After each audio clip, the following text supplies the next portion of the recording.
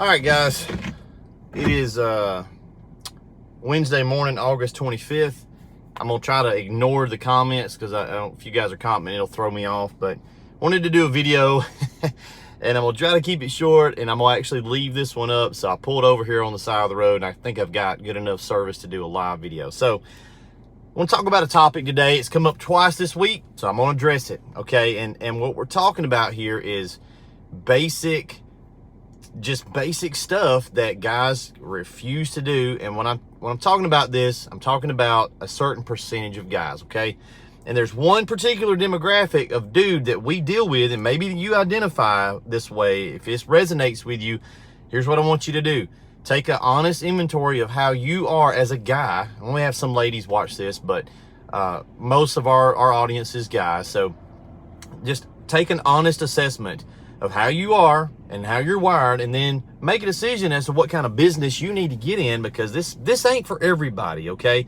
I know we make it look sexy, we make it look wonderful, and we're making tons of money, and the potential's definitely there. We build equipment, we do training, and we've got so many folks that are out there just killing it. But there's one demographic of dude that struggles, and I'm gonna talk about that this morning. So yesterday we had a guy call the shop. He's not our customer.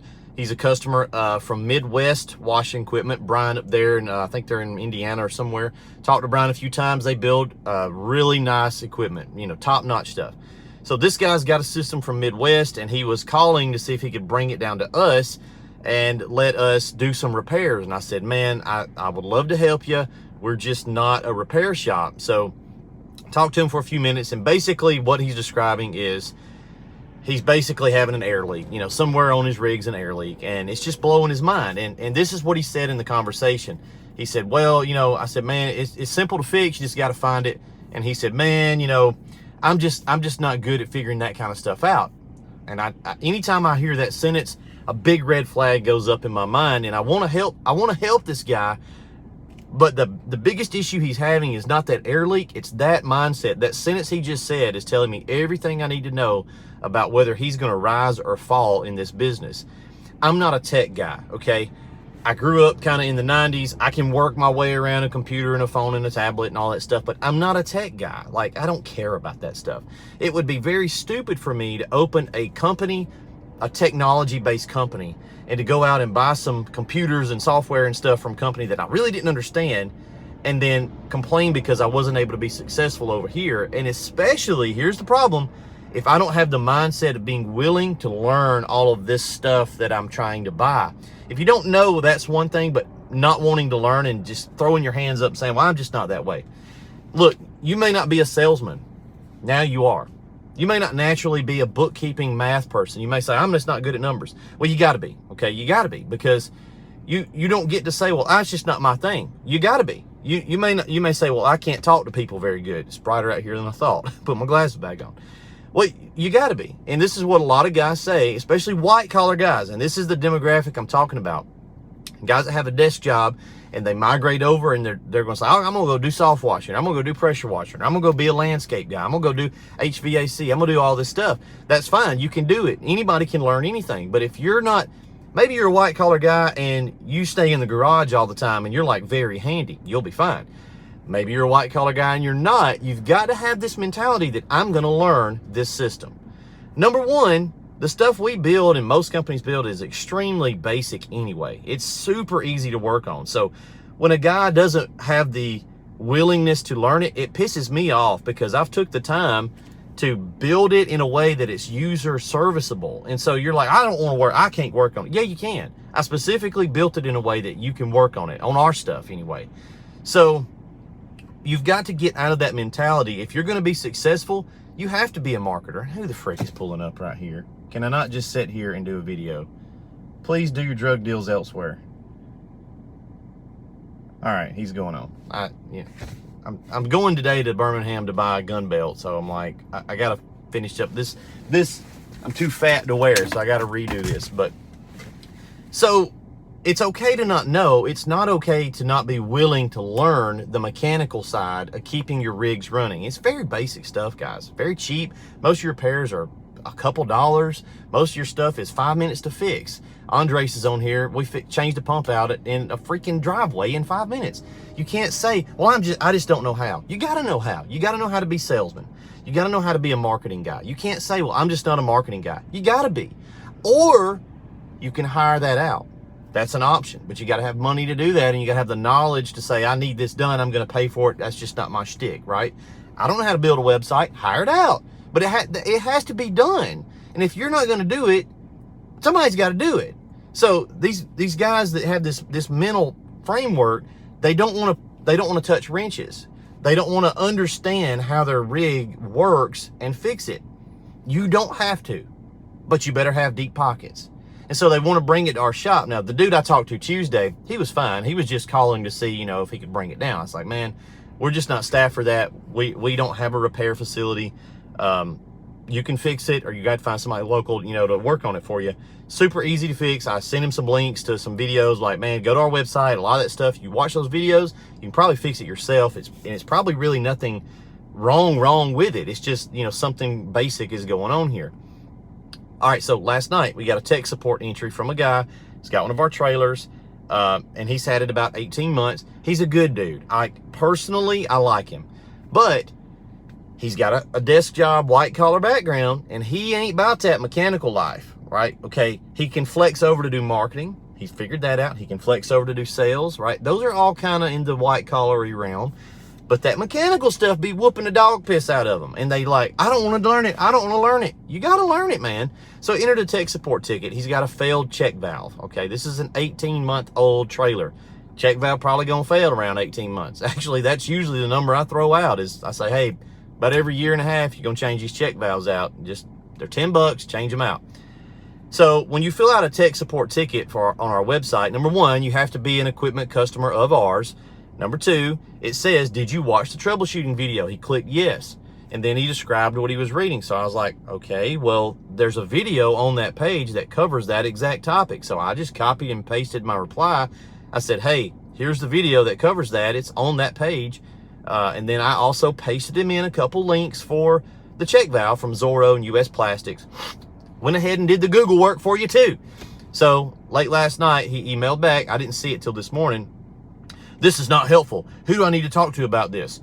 Sending me a video link or a website link is not helpful. I don't know how to fix it, and I need to get up and running. I can tell you exactly who you need to talk to about it. Go look in the mirror. It's your rig. It's not my rig. I don't own it. I'm not going to hold your pee-pee while we go to the bathroom. I've never, ever, ever indicated that Southeast Softwash is your end-all, be-all answer to keep you operational in the field. That's free. It's called your business because it's your business. You didn't buy a franchise. Therefore, I'm not on the hook to keep you running. Here's what I'm on the hook for. Maintenance failures, mechanical failures that are under warranty. That's what I'm on the hook for. It's very clearly defined.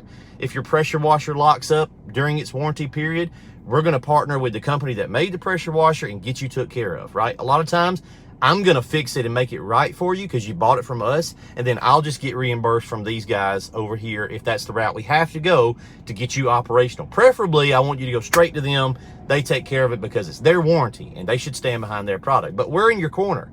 That's what we're here for. If something goes wrong with something we actually built and put together, right? The overall thing, we stand behind it. Here's what we don't do. We don't tell you that all you got to do, bro, is hold this wand and get a check. That's it.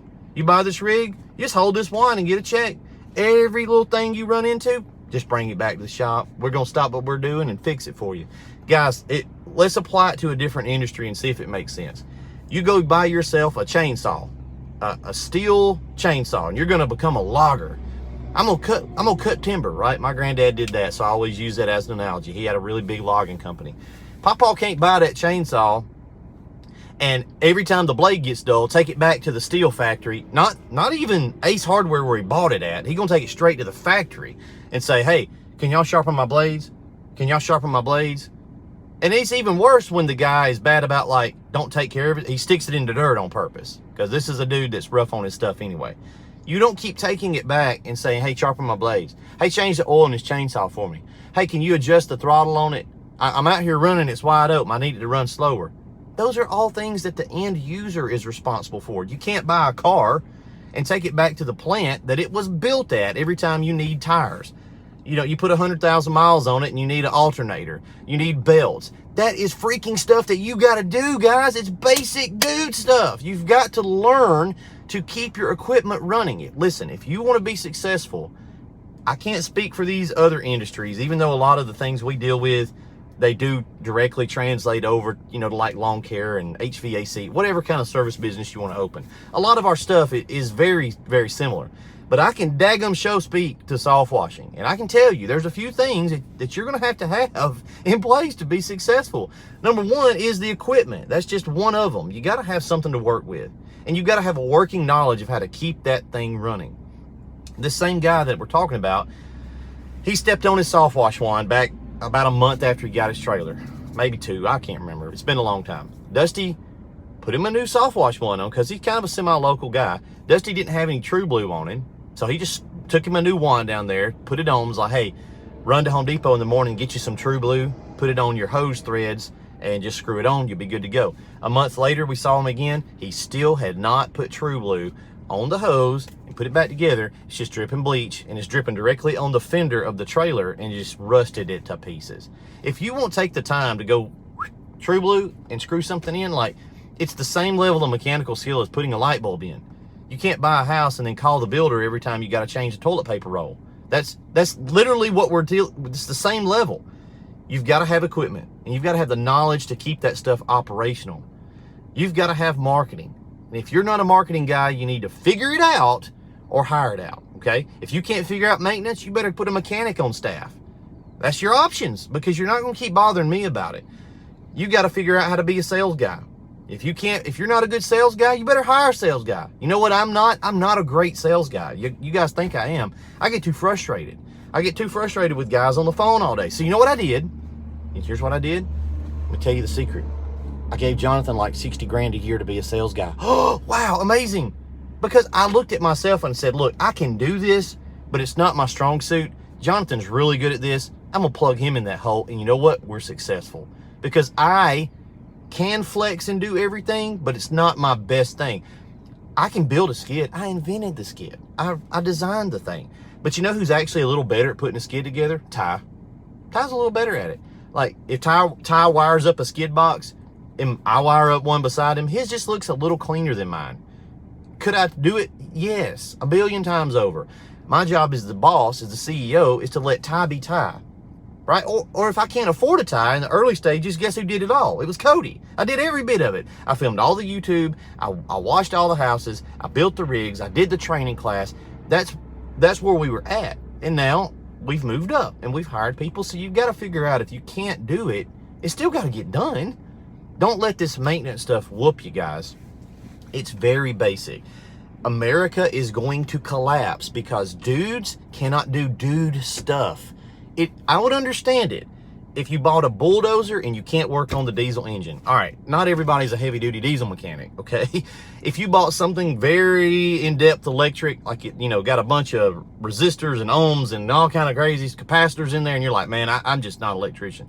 Okay, that would make sense. We're talking about 12-volt systems and freaking basic plumbing. You got to figure it out. It's your business. You run your business.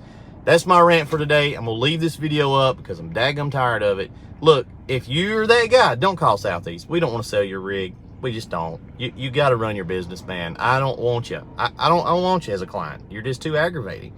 I don't. These particular dude we're talking about, he's a good guy. We've talked about it. It's like, I would never sell him a rig again because it whoops him. He lets it whoop him, and then he gets in his mind that it's bad quality on the build. It's not. It's just maintenance that every other 1,000 guys out there with a rig just fixes and goes on with their day. It ain't rig ain't worth a pass. No, it is. You're just dumb. See you guys later.